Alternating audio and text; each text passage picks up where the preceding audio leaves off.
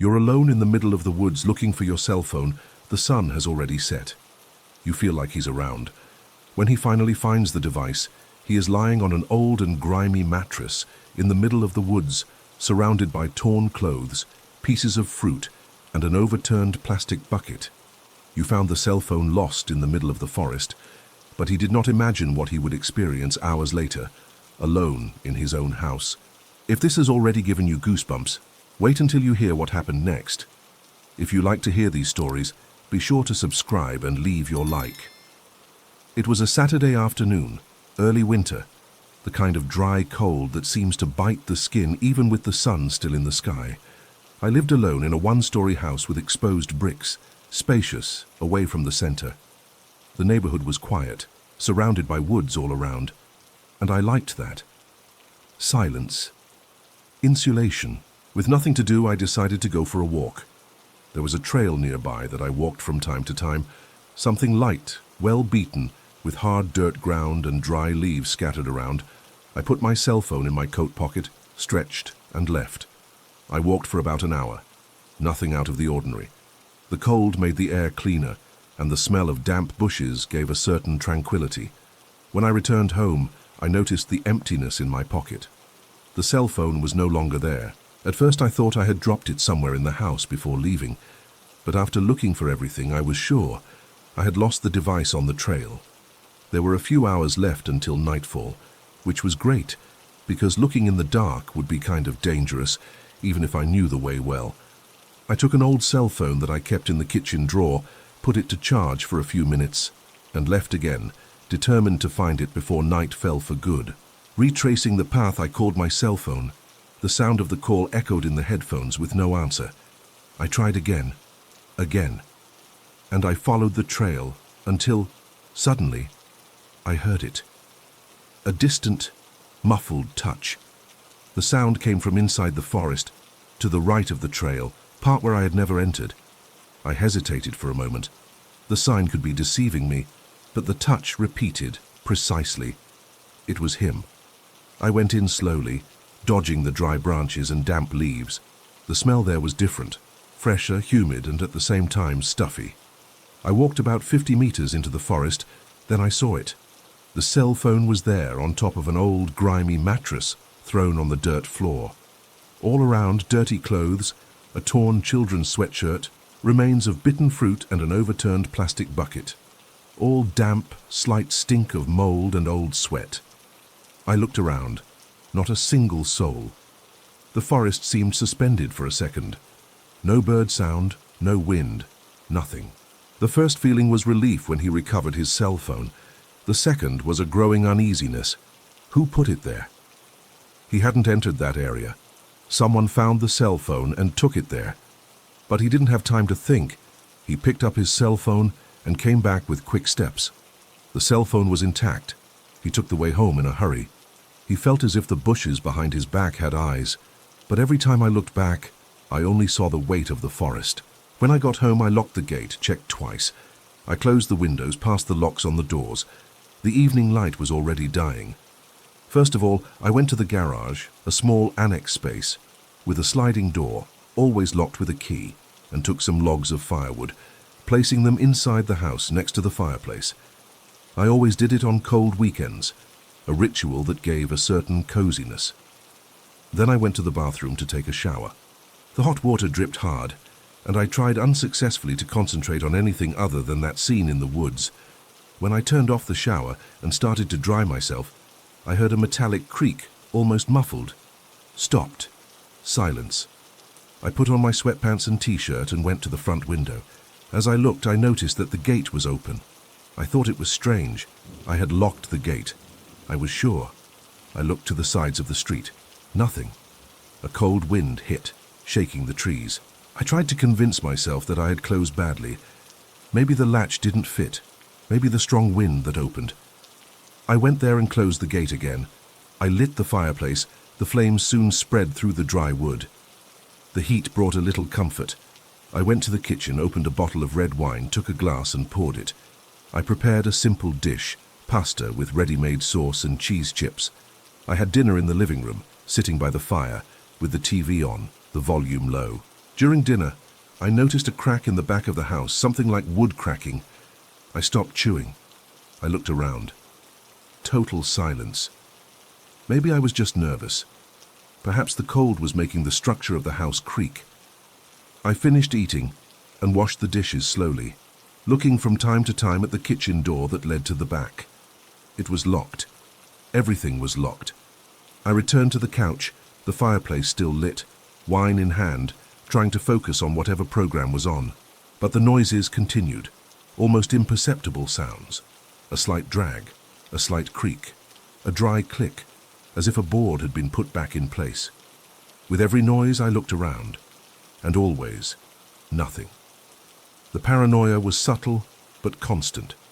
It was as if the house breathed, as if in some corner something was out of place even if I couldn't see it.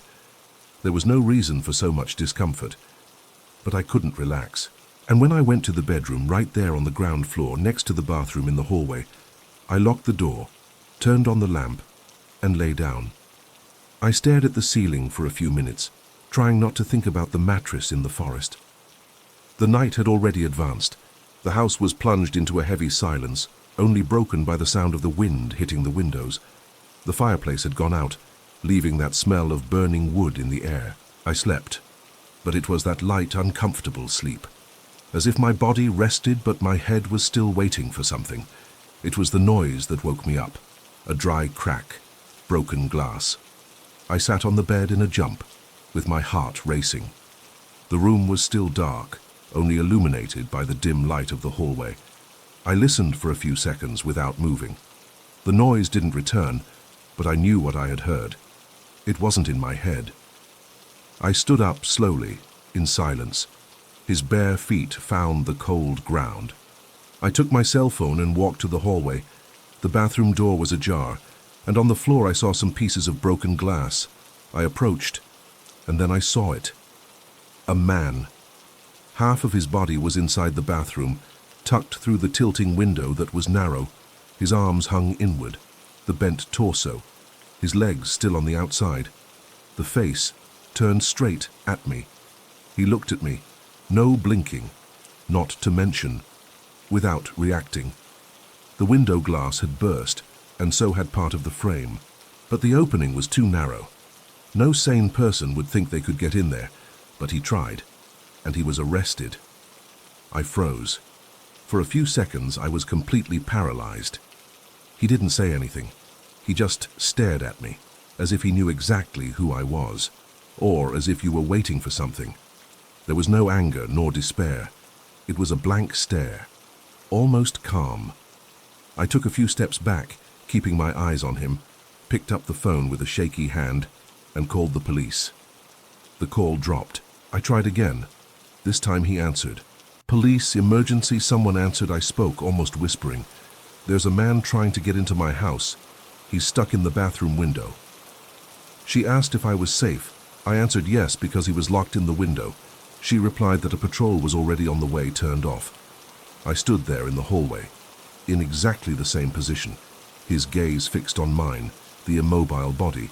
His skin looked too pale, and his eyes were wet but cold, as if there was nothing behind them. It was the longest 10 minutes of my life. When I heard the sirens approaching, I felt for a second back to reality. I ran to the gate and unlocked it. The police entered quickly, flashlight in hand, gun in the other. There, in the hallway, told. They went to the bathroom. They gave the commands, shouted at him not to move, and he didn't move. He didn't say anything. He didn't even react. They had to break the rest of the frame to pull it back. He left easily, as if he were waiting to be taken out of there. He was handcuffed to the floor, his face stained with blood from the broken glass. It did not make any sound, not a word. Then one of the policemen came back and told me, "This man has no document, he doesn't say anything, he is completely mute." Nor did he resist, just stare at us. I asked him if he had said anything when they brought him in. Nothing. He just stared at the cell phone they left on the table at the police station. That night, I sat in the living room until the sun came up. All lights on, the cell phone on the coffee table. I looked at him and couldn't stop thinking, was it that man who had my cell phone there in the forest? How did he know where I lived? Did he follow me from the trail? Was he in the woods at that moment, hiding, watching me while I looked for my phone? And that mattress thing, that was a makeshift shelter. He lived there. Maybe it was him. I spent the next few days with these questions in my head. Even with the reinforced windows, new locks, and the gate with chain and padlock, that strange feeling did not pass. I knew he couldn't get in. I knew the police took him away. But even so, I found myself thinking about that man. What would have happened if he had managed to get in? It was Saturday. My parents had left early at dawn. They were going to spend the weekend in a farm hotel to celebrate their wedding anniversary. The trip was 4 hours away, so they were excited and left early, still dark. They deserved it. They work hard and almost never travel alone. And to be honest, I was glad they finally did it. I'm 16 years old, and I've been alone a few times, so I didn't think it would be a big deal. In fact, I even liked the idea. The whole house just for me. Silence and total control of what to watch on television. I spent Saturday reading, checking my cell phone, watching television, and eating junk food. The house where we live is single-story, spacious, safe. All the windows have a grill, the gate is electronic, and there is even an electric fence. It is a one-story house, brick, with large windows and a backyard. It is in a quiet neighborhood and away from the center. Around 5 in the afternoon, I realized that the weather began to turn. The sky darkened earlier, and the strong wind shook the trees in the yard. The clouds were heavy. The temperature dropped suddenly. I got up and went around the house, checking all the doors and windows. I closed everything carefully, locked the locks, and even pulled the thicker curtains. Then the plan was simple.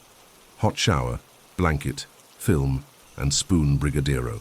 It was cold outside, and it was starting to rain, but I was very comfortable on the couch, wrapped in a blanket, watching my series on television. It was already past 20 o'clock when the storm really tightened. Lightning began to cut through the sky more frequently, and the noise of rain hitting the windows grew louder by the minute. The wind made strange noises, and with each loud thunder I jumped a little. It was as if the sound went straight into the chest. It was after 21 o'clock when the lights went out. Everything. All at once. The television turned off, the sound of the heater disappeared, and the house plunged into a silence broken only by the heavy rain and wind. Luckily, there were 2 emergency lights, one in the hallway and one in the living room. They lit up automatically, shining an opaque white light that drew strange shadows on the walls. It wasn't the kind of light that reassures. I got up and took out my cell phone. It had battery, but it had no signal, no light, no signal. And the noise of the storm increasing outside. I tried to stay calm. I went to the kitchen, drank some water, looked through the small window above the sink. It was all dark. You could see that no pole was lit. It was a blackout. I went back to the living room and sat on the couch. It was then that I saw it. A light, weak, trembling, coming from outside. At first I thought it was lightning in the distance, but that light was different. There was a focus, and it moved. I got up slowly. I went to the living room window and pulled the curtain carefully, just enough to open a crack. And then I saw it. The light moved slowly. It was being carried by someone walking close to the wall of the house, and just behind the light I could see a silhouette, a tall figure with a black raincoat and hood on his head. My heart raced. I quickly ducked and moved away from the window. I squatted behind the couch, trying to breathe in silence. It was impossible to confuse. It wasn't anyone I knew. He was a strange man, and he was in my backyard. I tried to turn the cell phone back on. Nothing. No sign. Just the no-net symbol in the corner of the screen. It made me want to scream, but there was no one for. I looked around, trying to think of what to do. I went to the bedroom in silence and ducked by the window. Through the crack in the curtain, I saw the lantern again, this time on the other side of the house. He was turning around. The light ran through the windows, as if he were analyzing, as if you were looking for a weak point. A way in. I went back to the hallway and leaned behind the bathroom door. The noise of the rain drowned out something. I stood there in silence, my heart pounding in my chest. My mind started racing with questions. Did he know I was alone? Did you ever see me entering or leaving the house? Were you following me? or just wanted to steal something. A few more minutes, more silence, until I heard something, a crack, metallic, like the sound of a doorknob being played outside. It was the back door. I walked away from the bathroom door, still silent. The noise of the doorknob seemed to have lasted only a second, but it was enough to chill my entire body. I walked slowly to my room. The emergency lights were still on, casting that cold glow down the hallway. In the bedroom, I closed the door and turned the key. I bent down next to the window and tried to listen. The rain was still heavy, the wind was hitting hard, but between one gust and another there was something more. Steps, not indoors, but outside near the laundry. I leaned against the floor, trying not to make any noise, and crawled to the closet. I curled up inside. I heard my own breath as if it came from someone else. I was cold, but I didn't feel it. My body was frozen. In my head, a single thought: what if he manages to get in? I had no idea what that man wanted. Steal, hurt. It didn't matter. I was alone, and he sure knew. From inside the closet, I heard a louder metallic sound, a blow against some structure, the handle of the laundry room door turning again. Then a knocking sound, as if someone were testing the window tipper, trying to force it. That window was small, tall, and was in one of the darkest corners of the house, but he was trying to get in there. I left the closet and ran down to the hallway. My mind told me to hide better. The closet seemed too vulnerable. I went into the bathroom and locked the door. I curled up behind the shower curtain, sitting on the icy floor. The house was all locked. I was sure of that. But that didn't make me feel any safer. I thought it was a bad idea to stay in the bathroom. Fear was no longer letting me think straight, so I went to my parents' room, locked the door, and put a piece of furniture in front of it. I sat there by the window, listening to the noises he was making. Now he was trying to open the kitchen door. He was using something to get it open. I only heard the noise of something hitting the iron door hard. I couldn't control the crying. I was panicking about the possibility of him entering. It was a desperation in silence.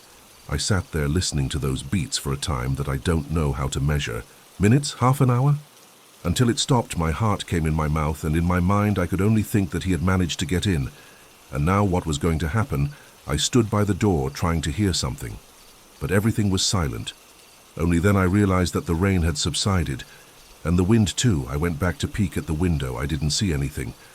So I went to the bathroom window that faced the back of the yard. Then I saw him standing, looking at the window. I bent down quickly, but with the certainty that he had seen me, I went back to the bedroom. Under the door I could see that the hallway light was still on. I wanted to scream, ask for help from someone, but I knew that no one would listen to me. The cell phone still had no signal. I had lost count of how many messages and calls I tried to make anyway to my parents. I didn't know what to do anymore. And then, out of nowhere, everything lit up. The crack of the energy coming back was dry. The light in the room came on along with the noise of the heater restarting. The television turned on by itself, making that loud sound from the initial system. The silence turned to noise, and for a moment, it was even worse. I got up slowly, picked up my cell phone. The screen flashed, vibrating. The signal had returned. Without thinking twice, I dialed the police number. When I heard it, police. What is the emergency? The attendant's voice made me cry, and in tears, I spoke. There's a man out here, trying to get into my house. He's in my backyard. I think he tried to force the laundry room window and the kitchen door. I'm alone. Did he ask my name and address? She asked to be calm and said that a car was already on the way. I turned off my cell phone and sat on the floor leaning against the wall. I turned on the lights in the room, but I didn't have the courage to leave. The next few minutes were the longest of my life. He kept peeking through the cracks in the window. I could no longer see the light of the flashlight, but that didn't mean he was gone. He could be standing there, hiding in some corner of the yard or even inside the house. I didn't know if he had managed to get in or not. I stood there waiting. After about 15 minutes, I heard the muffled sound of tires on the street. Red and blue lights began to flash outside. A car. I waited for the police to come down until one of them knocked on the door and called me. I ran to the front door without unlocking it. I tapped the glass and waved. 2 policemen came to talk to me. I opened the door. They asked me not to leave. 2 more vehicles arrived soon after. I stood in the doorway not knowing where to look. They lit flashlights and went to the back. One of them disappeared among the shadows near the laundry. After a few minutes, they returned. "We didn't find anyone," said one of the officers, "but it has footprints all over the side of the house, around the laundry, the back door. We also saw mud marks at the base of the bathroom window, the kitchen door full of knock marks, and the gate was broken into. He forced it and opened it with something heavy, taking advantage of the fact that he had no electricity. He went in there, and he probably left that way when the light came back." I could only nod my head. The throat dries up. His heart was still racing. I had called my father, who asked to speak to the policeman, who explained everything to him. Also warned that as the gate was vulnerable, they were going to leave a car making a round there. I felt fear take over my body when I saw that they were leaving. What do I do now? Ask with a certain desperation. "We will leave a patrol car patrolling this area for the rest of the night. If there's any noise, anything, call again," replied a policeman. I closed the door and checked all the locks. I went back to the living room, sat by the window, peeked at the gate with my cell phone in my hand. The rain fell heavy again. At times I couldn't see the right gate, only blurs of light on the windows and the dance of the trees. With every movement outside, my body reacted. The sound of a branch, the banging of some loose tile, anything made me think, "It's him." I didn't sleep with a shut. Time passed slowly, until finally the sky cleared. The shy sun began to appear. Around 10 o'clock, my parents arrived. My mother ran to me, hugged me as if she would never let go. He repeated that he was sorry, that they were desperate. My father went to the gate, called a technician, asked to review the security system and reinforce the entire structure. He looked at every corner of the yard, checked the windows, the locks, and changed the kitchen door. The police told my father that they looked for the man, but that from the description I gave, they did not find it. After that night, nothing else happened, but I also never spent a night alone in that house again.